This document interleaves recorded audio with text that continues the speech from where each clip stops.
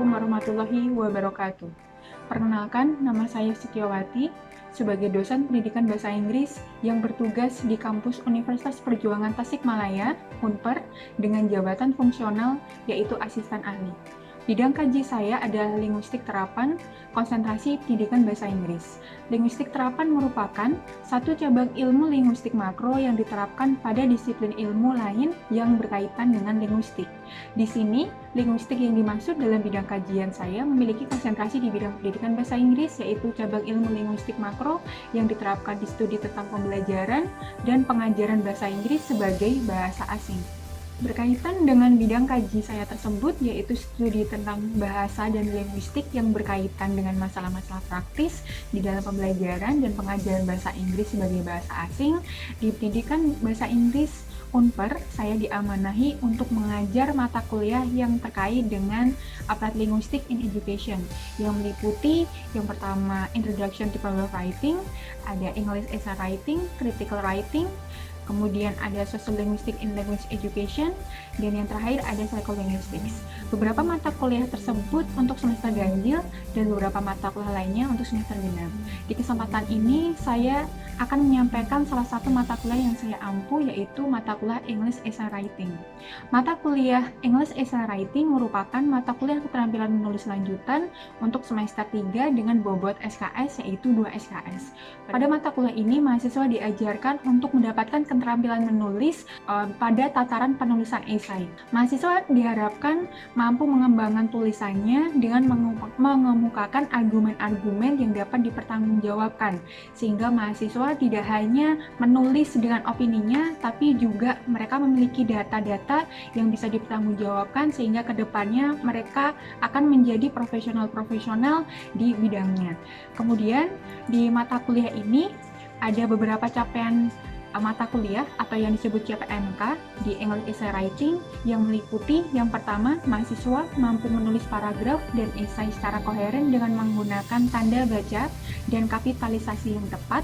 Kemudian CPMK yang kedua, yaitu mahasiswa mampu menyajikan ide secara tertulis dalam bentuk esai dan yang utuh dan juga padu. Yang ketiga, mahasiswa mampu menulis esai yang memuat argumen-argumen yang tepat sehingga menghasilkan tulisan yang padu, koheren, dan akurat. CPMK yang keempat, yaitu mahasiswa mampu mengembangkan sebuah esai berdasarkan topik tertentu sesuai sistematika yang baik dan benar. Pengajaran di kelas yang sering saya terapkan adalah menggunakan metode DIUA atau yang disebut dengan Delivery, Interaction, and Assessment. Dalam penyampaian materi yang saya terapkan dalam mata kuliah saya menggunakan media pembelajaran yaitu PowerPoint dengan beberapa referensi dari buku. Yang pertama ada buku The Writing Student's Book yang ditulis oleh Dov Adrian, dan yang kedua Let's Write English yang ditulis Wieson and Brooks dari American Book Company. Dua buku tersebut digunakan sebagai referensi utama dalam kelas yang saya ampu. Teknik selanjutnya yaitu interaction atau yang disebut interaksi. Di sini interaksi antara dosen dan mahasiswa. Interaksi tanya jawab dengan mahasiswa bisa menjadi indikator yang tepat bahwa apakah mereka fokus dalam pembelajaran atau tidak. Dan teknik interaksi ini cukup bermanfaat untuk saya pribadi sebagai dosen di kelas, karena dapat membantu saya untuk mengetahui seberapa paham mereka dalam materi saya. Biasanya saya memberikan beberapa pertanyaan. Saya melempar pertanyaan untuk mengecek pemahaman mahasiswa terhadap materi yang saya sampaikan. Dan selain interaksi dalam kelas, saya juga biasanya melakukan interaksi dengan mahasiswa di WhatsApp atau juga lewat Google. Jadi teman-teman mahasiswa bisa berinteraksi dengan saya meskipun tidak di kelas. Mereka diberikan kesempatan penuh untuk bisa berdiskusi dengan saya di dalam kelas maupun di luar kelas. Meskipun di masa pandemi seperti ini, diskusi di luar kelas masih sering kita lakukan. Kemudian teknik yang terakhir yaitu assessment. atau penilaian. Dalam tahap assessment di kelas saya, dalam mata kuliah English Essay Writing, saya menggunakan beberapa assessment. Penilaian meliputi penilaian diagnostik dan penilaian pencapaian. Penilaian diagnostik pada saat di awal perkuliahan. Biasanya saya menggunakan ini untuk melakukan analisis. Jadi, saya mengetahui seberapa dalam mahasiswa dalam mata kuliah tersebut. Penilaian diagnostik ini dimasukkan untuk mengetahui apa yang dapat, yang tidak dapat dilakukan oleh mahasiswa, apa yang tidak dapat dan terketahui, sehingga dapat ditentukan secara tepat apa yang harus dipelajari mahasiswa dan bagaimana cara mempelajarinya. Sedangkan capaian penilaian yang selanjutnya yaitu penilaian capaian atau achievement yang dimasukkan untuk mengetahui sejauh mana mahasiswa menguasai materi yang telah disampaikan. Penilaian ini akan menghasilkan produk akhir yang berupa skor yang nantinya akan dibentuk dalam bentuk huruf. Bobot penilaian tersendiri, bobot penilaian sendiri di mata kuliah ini yang meliputi yang pertama bobot tugas yaitu 20%, bobot UTS atau ujian tengah semester ada 20%, kemudian bobot UAS, ujian akhir semester ada 30%, dan bobot untuk sikap itu bernilai 30%. Mahasiswa diharapkan untuk masuk minimal 75% kehadiran, sehingga di sana diharapkan mahasiswa bisa aktif, tidak hanya menjadi passive learners saja atau pembelajar yang pasif. Kemudian selanjutnya berikut saya akan sampaikan pembelajaran sinkronus yang berlangsung dengan menggunakan Gmeet dengan mahasiswa semester 3 untuk mata kuliah English Essay Writing. Assalamualaikum warahmatullahi wabarakatuh. Well, how are you today, guys? Okay, right. So, today this is our 10 meeting for our class English Essay Writing. So let's check out the materials today, right? Baik, PPT-nya sudah keluar belum ya teman-teman ya? Sudah muncul? Sudah Muncul ya? Well, today there will be new materials. This is patterns of essay organization. Jadi ada materi yang baru yaitu tentang patterns of essay organization.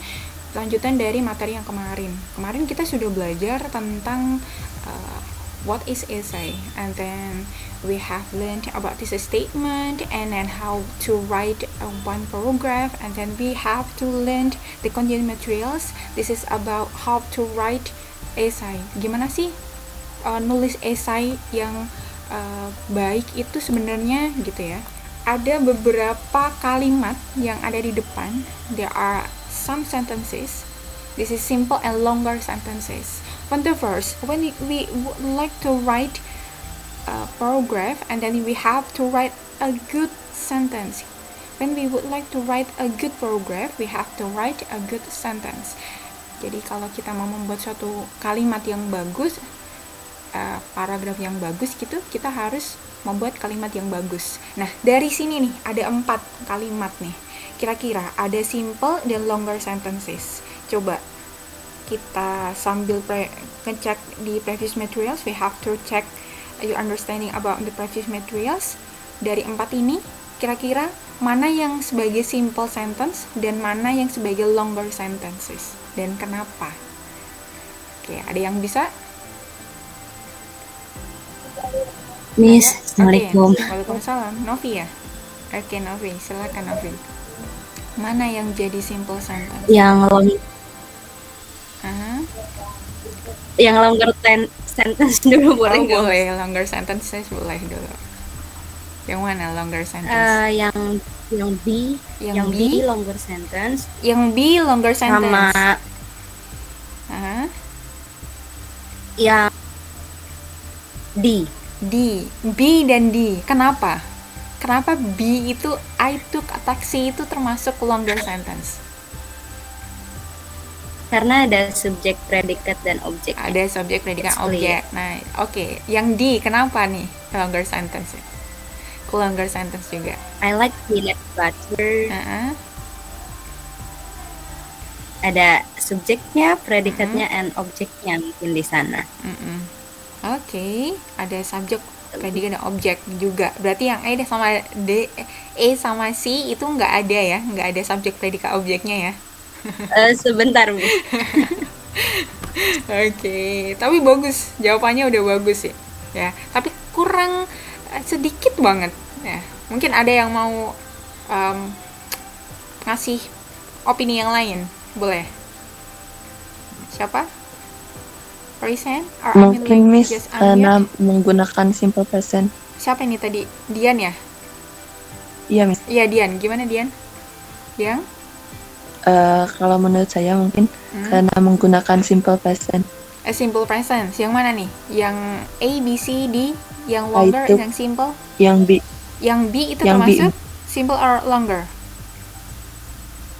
Simple. Simple, oke. Karena pakai simple present tense. Kalau yang A itu simple or longer? Yang D. Oh, yang D. Bukan. Oh, bukan. Yang apa nih? Iya yang D. Oh, yang D itu termasuk longer, kemudian yang B itu termasuk simple. Oke, nice, Dian. Bagus. Oke. The others wants to be a volunteer? The other volunteer? Kita, Miss. Boleh, Rita, silakan. Boleh. Mana nih? Semuanya longer kecuali B simple. Oh, semuanya longer kecuali B. Kecuali simple. B simple. Oke, berarti A, C, D itu termasuk longer, yang B itu masuk simple. Kenapa? Kenapa, Rita? Ada dua predikat conjunction. Oh, nice. Itu yang A, C, D itu ada dua subjek, dua predikat ya. Ada dua predikat.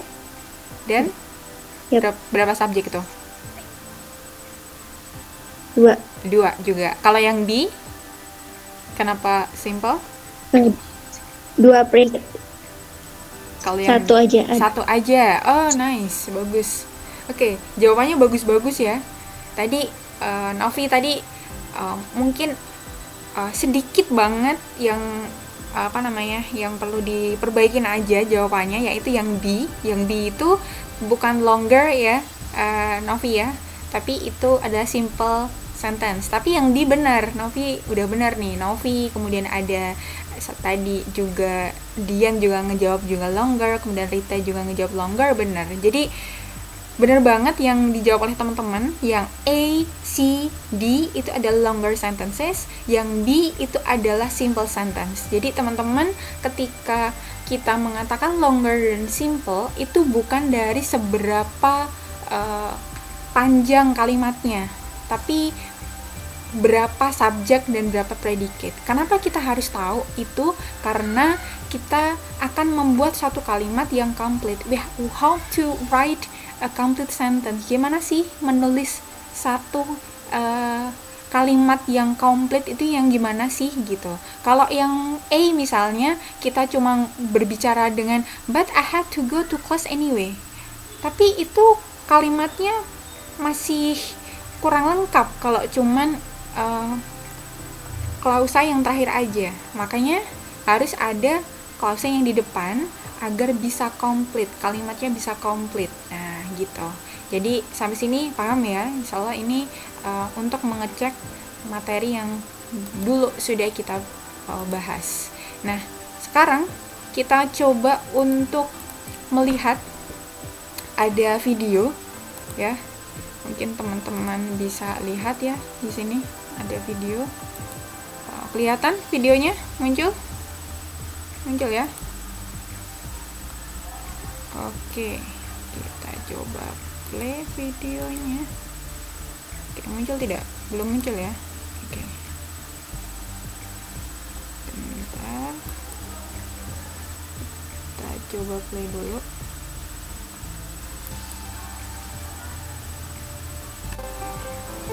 So you have to watch the video, the short video yang ada di depan teman-teman, and then you have to think like what's the story tells about, right?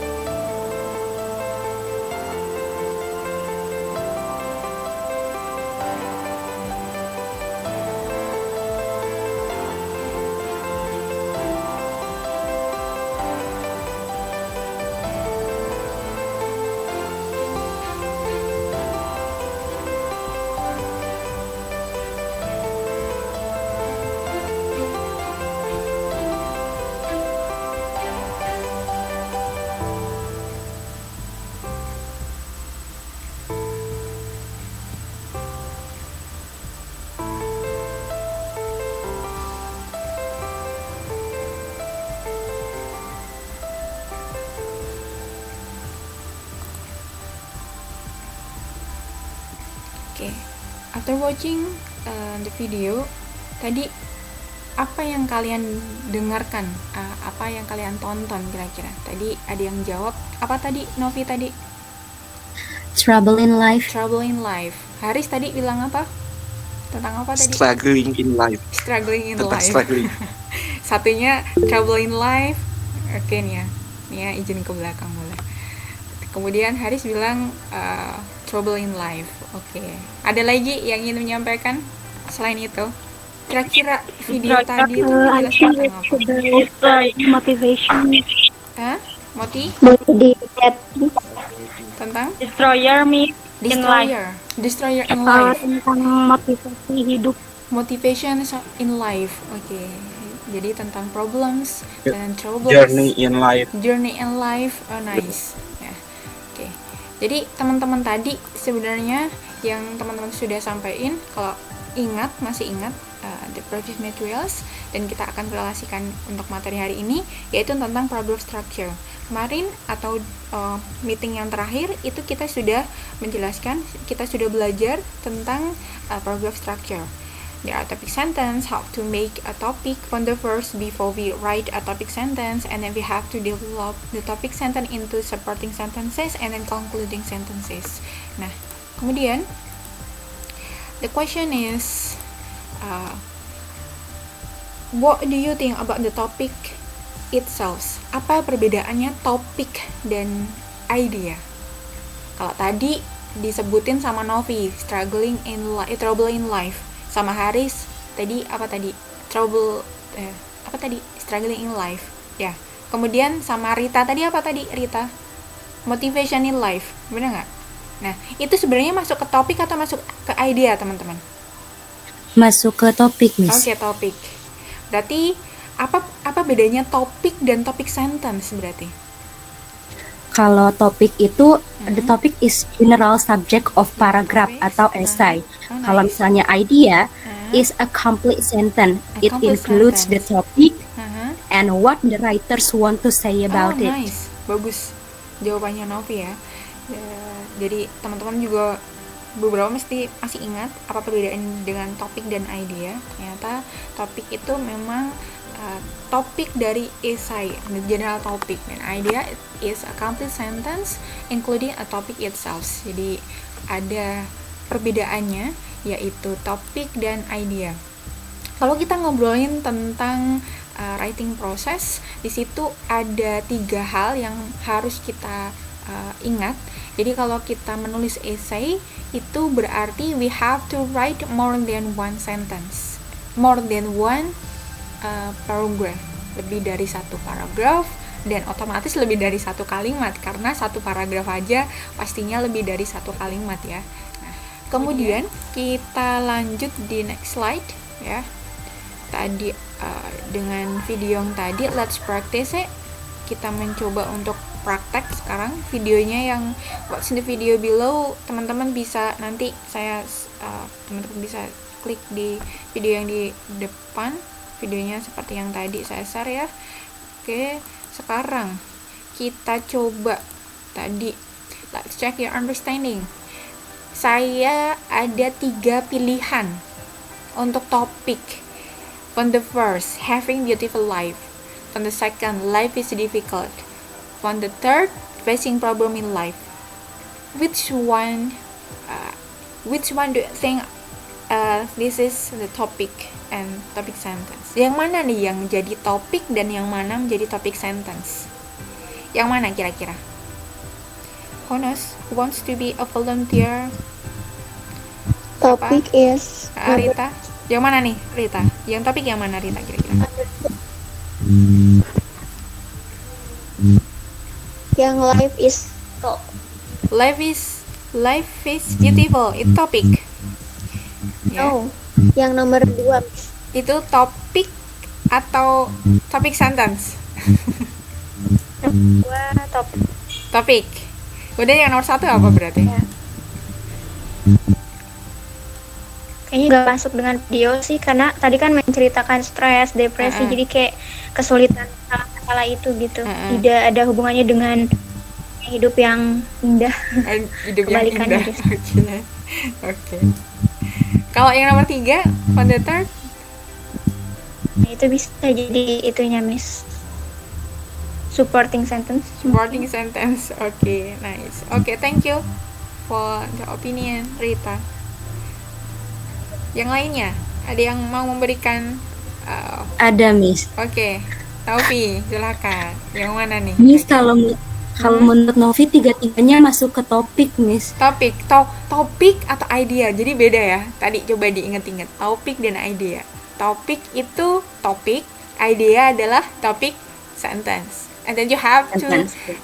like you have to remind which one is topic and then which one is topic sentence. Oke? Yang mana, Novi? Yang topik yang mana? Yang mana yang topik, yang mana yang topik sentence? Topik sentence berarti kan idea tadi ya. Yang mana, Novi? Oh, ada topik sentence-nya. Iya, yang tadi saya nomor tanya dua. topik dan topik sentence. Yang nomor 2 mungkin topik Miss. Life is difficult. Mungkin berarti ragu-ragu ya. Yang nomor 2 Iya, adalah kira. topik or Ini, topik sentence? Topik. Topik. Oke, yang nomor 2 adalah topik. Kemudian nomor 1, nomor 3 apa dong? Topik juga Miss. Topik juga. sentence, Miss. Oke, thank you Novi. Tapi Nice. mungkin kayak lebih spesifik. Lebih gitu. spesifik ya. Oke. Nggak tahu juga sih. Oke, nice. Silmi kayaknya tadi mau jawab deh. Udah unmute. Katanya nomor 2 topik, Ah, nomor 3 topik sentence. nomor 3 topik sentence. Oke. Kayaknya Miss. Oke. Oke, thank you. Ada lagi who wants to be a volunteer? Biasanya Miss, saya Miss. oh boleh biasa. Dian, boleh silakan Dian. Kalau misalkan nomor 3 topik, Heeh. nomor 2 topik sentence. Nomor 1 apa itu? Having Apa beautiful ya? life. bisa disebut topik sih misalnya topik. masih belum komplit. Oh, nice. Oke, karena belum komplit. Oh, bagus sekali. Terima kasih. Jawabannya bagus-bagus ya. Nah, di sini saya akan memberikan konfirmasi gitu. Yang mana sih yang masuk ke topik dan mana sih yang masuk ke topik sentence.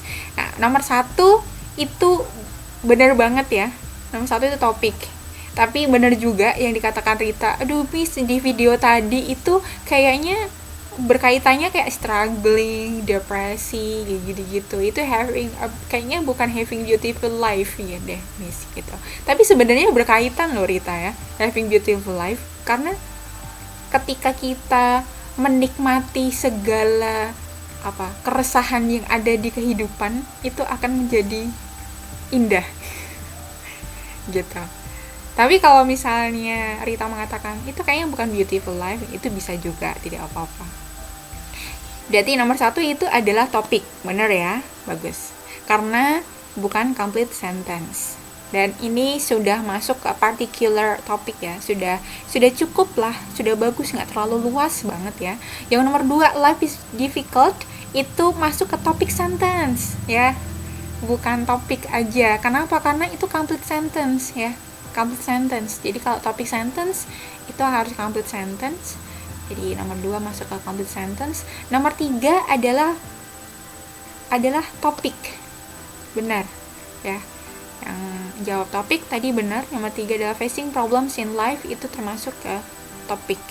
Oke, sampai sini ada pertanyaan? Mungkin ada yang ingin disampaikan? Belum ya? Belum ada? Oke, kalau belum ada, kita masuk. Gimana sih caranya untuk membuat proses? Miss, kalau misalnya nih tadi kita kan mau nuliskan itu ada sekitar 5 ya Miss ya. Kemudian apakah kita, kalau misalnya kita mau membuat 5 paragraf, apakah kita juga akan mengalami harus menjalani writing proses? Ya, harus menjalani writing proses. Jadi caranya adalah teman-teman dari topik tadi yang dipilih ya, kemudian you have to harus di breakdown ke beberapa topik sentence, agar topik sentence nanti bisa menjadi cikal bakal paragraf per topik sentence per paragrafnya. Nah, problem di sini kita coba dulu. Nah, di sini sudah ada satu topik sentence di paragraf pertama. Nah, kemudian nanti di nomor 2, nomor 3, ya, nomor 4 itu adalah untuk bodinya, ya. Untuk bodinya. Yang kelima adalah conclusion. Nah, tapi karena kita untuk saat ini masuknya ke introduction dulu, ke backgroundnya. Nah, tugas dari teman-teman adalah ini ada satu contoh ya di introduction nomor 1. Tugas dari teman-teman adalah silahkan membuat ya kira-kira topik sentence yang berkaitan dengan topik yang ada di atas. Facing problem in life. Topiknya itu. Ya.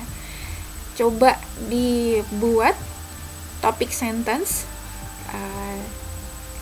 Topik sentence apa yang kira-kira berkaitan dengan topik tersebut yang ada di atas. Topik sentence-nya untuk di paragraf pertama ya, introduction ya. Nanti untuk paragraf 2, 3, 4, 5 kita akan bahas di pertemuan berikutnya. Teman-teman nanti silahkan untuk submit di tugasnya di Google Meet. Insya Allah nanti saya akan share juga di grup ya, insya Allah ya. Jadi tugasnya teman-teman pertama silahkan untuk membuat topik sentence dari topik yang tadi. Topik yang tadi apa? Facing problems in life. Topiknya itu. Nah, gimana untuk membuat topik sentence-nya? Topik sentence-nya apa? Kemudian nanti dikembangkan menjadi supporting sentences, dan juga nanti yang terakhir adalah concluding. Nah, concluding itu nanti isinya adalah thesis statement. Silakan teman-teman nanti bisa membuat thesis statement yang sudah pekan kemarin juga sudah kita bahas. Oke, sampai sini. Any other question? Ada pertanyaan? Ada yang masih bingung? Boleh, silakan. Is there any question? Hello? Any other question? No? No question? So, okay, if there's no question, I would like to close this meeting. Don't forget to complete your assignment for today, and then the deadline-nya adalah seperti biasanya 1 pekan, insyaallah di pekan besok jam 12. Nanti silahkan submit di link yang sudah saya berikan. Nanti akan tertutup sendiri ketika deadline-nya sudah habis gitu ya, seperti itu. Okay, thank you very much. I would like to close this meeting by reciting hamdalah. Alhamdulillahirabbil alamin. Kita tutup doa karena jadi subhanakallahumma wa bihamdika asyhadu alla ilaha illa anta astaghfiruka wa atubu ilaik. Wassalamualaikum warahmatullahi wabarakatuh. Thank you very much for your attention. Semuanya. Thank you, Miss. Baik, demikian video pembelajaran dan pemaparan mengenai mata kuliah English Essay Writing. Terima kasih untuk perhatiannya. Semoga bermanfaat. Wassalamualaikum warahmatullahi wabarakatuh.